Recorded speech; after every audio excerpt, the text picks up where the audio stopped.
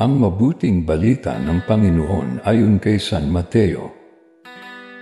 Noong panahong iyon, sinabi ni Jesus sa kanyang mga apostol, "Humayo kayo at ipangaral ninyo na malapit ng maghari ang Diyos.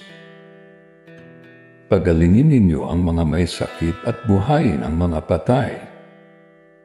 Pagalingin ninyo ang mga kitumin at palayasin ang mga demonyo. Yamang tumanggap kayo ng walang bayad, magbigay naman kayo ng walang bayad. Huwag kayong magdala ng salapi, maging ginto, pilak o tanso sa inyong mga lukbutan. Huwag din kayong magdala ng supot sa inyong paglalakbay, ni bihisan, pampalit na panyapak, o tungkod, sapagkat ang manggagawa ay may karapatan sa kanyang ikabubuhay.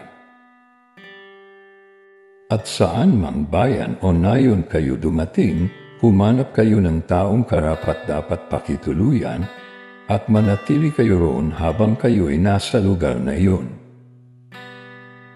Pagpasok ninyo sa bahay, sabihin ninyo, "Maghari nawa ang kapayapaan sa bahay na ito." Kung karapat-dapat ang mga tao sa bahay na iyon, panatilihin ninyo sa kanila ang inyong bati. Ngunit kung hindi, bawiin ninyo ito.